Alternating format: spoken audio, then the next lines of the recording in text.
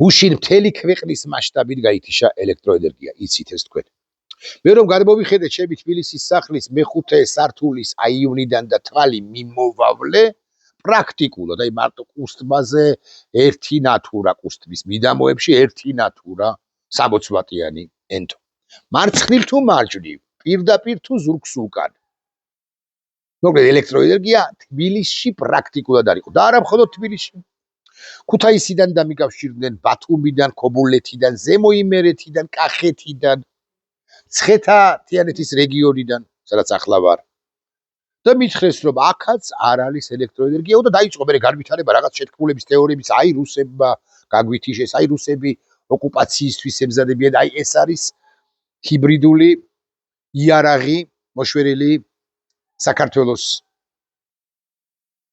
წინააღმდეგ და ამგვარი თეორიები მეტწილად Facebook-ზე, სოციალურ ქსელში გავრცელდა ის ადამიანები, რომლებსაც ჯერაც ჰქონდათ მობილური, ეგრეთ წოდებული მობილური ინტერნეტი, ისინი მათი ნაწილი არ ვითარებდა ამ თეორიას. მეც დავწერე სიმართლე გითხრათ, თქო მე ვეღარ აღმოვაჩინე, რომ ვისაც მობილური ინტერნეტიც გაეთიშება მეთქი, შევიკრიბოთ ამაღამ ან ხვალ მეორე დღეს შევიკრიბოთ რუსთაველზე მეთქი და კიდევ ისიც რა დავწერე, აი გახსოვთ, არ ვიცი, ჩემი თაობის ახალგაზრდების თაობის მოქალაქეებს ახსოვთ, ჭადრებზე ჩვენ პროკლამაციებს ვაკრავდით გასული საუკუნის 80-იან წლებში და ჭადარბუქი გავაკეთოთ მეთქი Facebook-ი და ჭადარბუქი, ანუ იქ დავწეროთ რაღაცა აპროტესტებს საქართველოს ხელისუფლებას, რაღაც ძირს რუსული რეჟიმი გაუმარჯოს დამოუკიდებელ საქართველოს და ასე შემდეგ. უმრავლესობა მოქალაქეებისა, სოციალური ქსელისა, Facebook-ის მოხმარებლების უმრავლესობა, მოდი ასე ვიტყვი, აღლიცინდა, აღადავდა, მაგრამ ეს არ არის სახუმარო საქმე. გუშინ დენის მასშტაბურმა გათიშვა კიდევ ერთხელ შეგვახსენდა ძალიან მნიშვნელოვანი ამბავი, რომ ჩვენი ქვეყანა ძალიან რთულად უმკლავდება ამგვარ ავარიულ გათიშვებს ენგურ-ჰესიდან მოწოდებული ელექტროენერგიის გარეშე. თავად ენგურის კაშხალი, იცით თქვენ, და წყალსაცავი არის საქართველოს მიერ კონტროლირება ტერიტორიაზე, მაგრამ ელექტროსადგური აფხაზეთში არის და რუსეთი აკონტროლებს ელექტროსადგურს და საქართველოს ხელისუფლებას, ქართული ოცნების ხელისუფლებას ჭკუა რომ ყოფნოდა და ცოდნა რომ ჰქონოდა, გაცილებით იოლად გაუმკლავდებოდა საქართველო ამგვარ პრობლემებს, ავარიულ გათიშვებს. ოღონდ, როდესაც ხელისუფლებაში მოკალათებულნი არიან პირები, რომლებიც მათ შორის ელექტროენერგიაზე გამოიმუშავებენ, კი არა, რაღაც შოულობენ ფულს, როცა კორუფცია გამჯდარია მთლიანად ქვეყანაში, ყველა სტრუქტურაში პრაქტიკულად, როდესაც ხელისუფლება არ ფიქრობს არაფერზე საკუთარი ჯიბის გასქელების გარდა, ამგვარ ავარიულ კრიზისულ ვითარებას ის ძნელად თუ უმკლავდება. ეხლა რატო ვამბობ, რომ ენგურის გარეშე ქვეყნის ენერგოსისტემა პრაქტიკულად წარმოუდგენელია მეთქი. დიახ, ენგური ჯერაც უმძლავრესი ჰიდროელექტროსადგურია. საიდანაც ელექტროენერგია ჩვენ უნდა მოგვეწოდებოდეს და ქართულ ოცნებას შნორო ჰქონოდა, მარიფათი ცოდნა რო ყოფნოდა, ამ ყველაფერს დაალაგებდა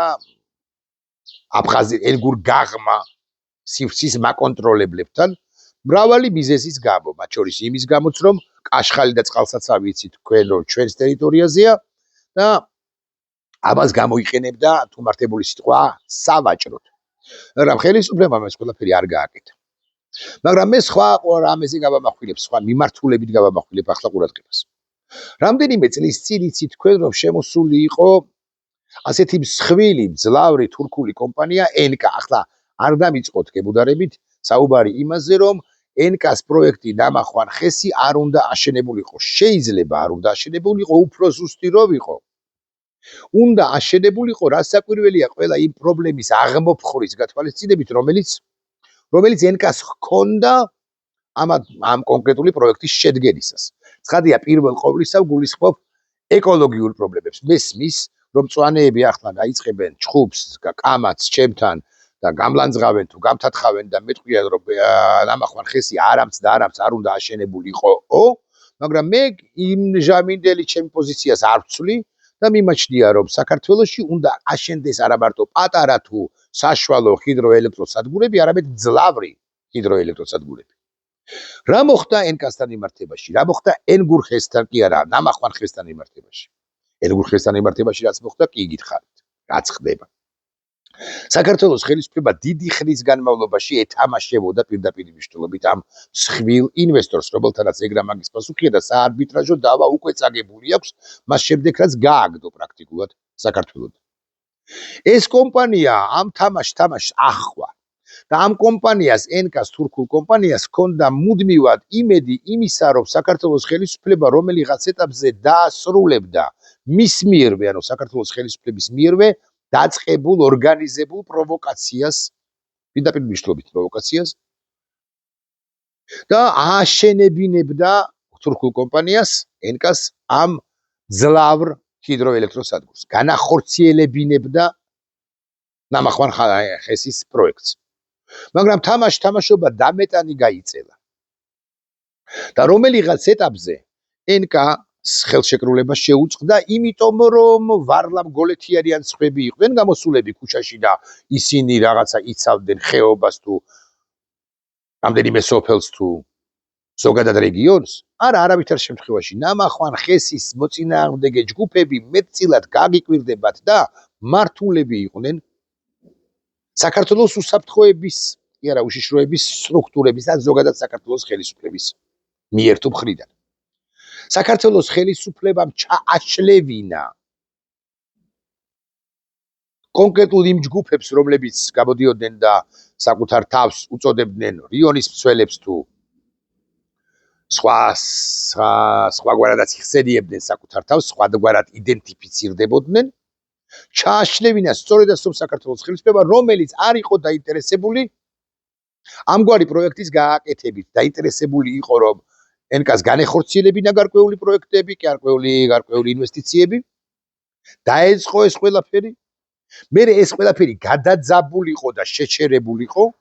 ამის შედეგად საქართველოს ხელისუფლებას და კონკრეტულ სტრუქტურებს მოეთბოთ ხელი, მათ შორის ენკასთან, ან ენკასგან, ასე ვიტყვი. ეთქვათ ენკასთვის, ინვესტორისთვის, ანუ რომ იცით რა არის, ახლა იმისთვის რომ ეს პრობლემა აღმოიფრქვას, საჭიროა ამდენი და ამდენი ფული, ეგრეთ წოდებული ლევი ფული. და ლევი ფულს თუ გადაიხდიდა ენკა, იმიტომ რომ მას ეიმედებოდა რომ საქართველოს ხელისუფლება ამ ლევი ფულის გადახდის შედეგად, მიღების შედეგად აღმოფხვრიდა რაღაც პრობლემას, იგივე ვარლამ გოლეთიანისა ან სხვებისა, პროცესი კიდევ გაიწელებოდა და როდესაც იწელება ამგვარი პროცესები, უკვე მერე ჩაიშლება ხოლმე, ოღონდ ხელმოთმობილი რასაკვირველი არის საქართველოს ხელისუფლების ცალკეული სტრუქტურები, რომლებიც ამით შოულობდნენ ფულს. ჯამში საქართველოში გაჩერებულია, გაგიკვირდებათ და 4 მილიარდის ინვესტიცია სწორედ ჰიდროელექტროსადგურებში, ჰიდროენერგიაში. მათ შორის უმრავლესობა ამ 4 მილიარდიდან არის თურქული კომპანიების ინვესტიციები და მე კვლავ მინდა ხაზგასმით დავაფიქსირო, რომ ეს არ ნიშნავს იმას, რომ გარკვეული პრობლემები თუ აქვს ამა თუ იმ პროექტს, განსაკუთრებით ეკომიმართულებით, ეკოლოგიური მიმართულებით, ისინი არ უნდა აღმოიფრქვას, არ უნდა იყოს დაცული სტანდარტები, არ უნდა გაკეთდეს ყველაფერი იმისთვის, რომ გარემო იყოს მეტნაკლებად დაცული და ასე შემდეგ, მაგრამ ეს არც იმას ნიშნავს, რომ ამგვარი პროექტები არ უნდა განხორციელდეს. ეს არის ხუდონი, ეს არის ნენსკრა, დიდ პროექტებს ვასახელებ ახლა, ეს არის ხსენებული ნამახვანი და ასე შემდეგ და ასე შემდეგ. გუშინდელი გათიშვა სავარაუდოდ ავარიის შედეგი იყო, მაგრამ არ უნდა დაგვაუწყოს, რომ მსგავსი ავარიის პროვოცირება ოკუპანტს ნებისმიერ დროს შეუძლია. ეს ძალიან საინტერესო რაკურსია, ამაზე ამახვილებს ყურადღებას რომან გოცირიძე. ამ ფონზე განსაკუთრებით მძიმეა ის ფაქტი, მისივე თქმით, რომ ოცნების ხელისუფლებამ პრაქტიკულად გააჩერა ყველა სტრატეგიული ენერგეტიკული პროექტი. ხუდონიდან წავიდა ინდუელი ინვესტორი, ნამახვანიდან თურქული კომპანია, ხოლო ნენსკრას პროექტი კორეელმა ინვესტორებმა დატოვეს. წარმოიდგინეთ, კომპანიები, რომლებსაც ესოდენ სერიოზული ინვესტიციები და კვლავ მიმეორებ, სამივე პროექტი არის დაახლოებით 3 მილიარდის, 3 მილიარდი დოლარის. ჯამში 4 მილიარდის ინვესტიცია გვაქვს გაჩერებული. კორეელები, ინდოელები და თურქები გასულები არიან. ამ სამი ჩვენი ქვეყნიდან და ეს სამი პროექტი მიტოვებული აქვთ. კვლავ ენერგეტიკულად მოწყვლად რჩება. ამბობს ბატონი რომანი ჩვენი ქვეყანა. დიახ, რუსეთს ნებისმიერ მომენტში ჩვენთვის არასასრულელ წამს, გუშინ კი ავარია იყო კიდევ ერთხელ ვიტყვი. მაგრამ რუსებს ნებისმიერ შემთხვევაში, ნებისმიერ მომენტში შეუძლია გადაჭრას, პირდაპირ მნიშვნელობით გადაჭრას, ხაზები ჩვენთვის ელექტროენერგიის მოწოდების ხაზები და მთლიანად ჩააბნელოს. ჩვენი ქვეყანა აი ეს ერთი ბჟუტავი ნატურა, რომელიც ჩემი აი იმდან ხელმარჯვნივ ყუსტის მიდამოებში იყო ანთებული, ისიც შეიძლება ჩაქრეს. მე ვკითხულობ, რას ვაკეთებთ იმისთვის, რომ საქართველოს ენერგოდამოუკიდებელი სახელმწიფო იყოს? კი ბატონო, გავანებოთ თავი დიდ ჰიდროელექტროსადგურებს. რას აკეთებს ზოგადად? მაგალითად, ან ვითარებს თუ არა მზის ენერგიის პროექტებს. არ ანვითარებს მიუხედავად იმისა, რომ აქ-იქ შეხვდებით რაღაც დიდან მეტნაკლებად ჩვენი მასშტაბებით დიდ რაღაც მზის ელექტროსადგურებს, რომელიც სხვადასხვა საკმაოდ რთული განსახორციელებელია, ეგ რა მაგის პასუხია. ქარის ენერგიას გორთან დაამატეს რამდენიმე ის მოტრიალებს ქარის ენერგიის გამომმუშავებელი. რამდენიმე არა, შეიძლება რამდენიმე ათეული. აქამდე იყო 4 თუ 6, ახლა არის, არ ვიცი, 18 თუ 24. პირობითად. კარგია ეს, მაგრამ ქარის ენერგია არ მზის ენერგია ჩვენ ჰიდროენერგიას ვერ შეგვიწვის. ატომურ ელექტროენერგიაზე ხო არ გადავდივართ, ვერ გადავდივართ მიზესთან გამო. თანამედროვე გამომუშავების საშუალებები თუ წყაროები როა, ამას ვნერგავთ ჩვენ სინამდვილეში? არა, გსმენიათ რამე ეთქვას ირაკლი კობახიძეს პრემიერად წოდებულ სამისთაობაზე? გასაკვირველი არა და კიდევ ერთხელ ვიტყვი, რომ ელექტროენერგია, ზოგადად ენერგეტიკა, რუსეთის ხელში არსებული ჰიბრიდული იარაღი შეიძლება იყოს, შეიძლება გადაჭრან და ჩაგვაბნელონ. ტელეფონები დაგვიჯდეს, ფეისბუქი გაგვეთიშოს და კომუნიკაციას ვერ დაამყარებს ვერც ერთი ჩვენგანი, მეზობელთანაც კი ხელის ცეცებით თუ მივაღ ამის საათებში, რომ უთხრას, რომ აი რუსები არიან მარცხნივ და დაიმალე დალოცვილო, ასმათი ქვია ჩემს მეზობელს. დაიმალე ან აიღეთ თოხი თუ ბარი თუ ურო და ჩაარტყი რუსებს თავში. ისიც თქვენ კიდევ ერთხელ ვიტყვი, რომ ელექტროენერგია წუხელ მთელი ღამე, თითქმის მთელი ღამე კი არა, რამდენიმე საათით მთელი ქვეყნის მასშტაბით გაითიშა. ოკუპირებულ აფხაზეთშიც გაითიშა, ეგ რა მაგის პასუხია. ავარიის ზუსტი მიზეზი ამ დრომდე უცნობია, ხელისუფლება არაფერს გვეუბნება ამის თაობაზე. სახელმწიფო ელექტროსისტემის ინფორმაციით ამ ეტაპზე მოსახლეობას ელექტროენერგიის მოწოდება სრულიად აღუდგა. რომელი ან საიდან ელექტროენერგია? საიდან ვიღებთ ელექტროენერგიას ჩვენ? ახლა მოცემულ ეტაპზე. რა არის საფუძველი? მე წაგიკითხავთ ერთ SMS, რომელიც მომივიდა ცოტა ხნის წინ. ეს არის? მოდის ვიხდი, შესაძლოა ეს არის, შესაძლოა სხვა ჩავსკროლოთ ბოლომდე. ესე იგი, მაგრამ გადასახდელი რამდენი მაქვს ეს ვიცი.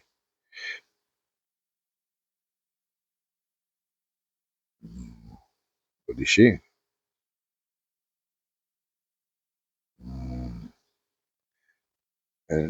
ნატახტრის სათავე ნაგებობის სატუმბო სადგურს შეუწყდა ელექტროენერგიის მიწოდება. წყალმომარაგების აღდგენის დროს შეგატყობინებთ მოგვიანებით თბილისის სახლში ყაზბეგის გამზირზე.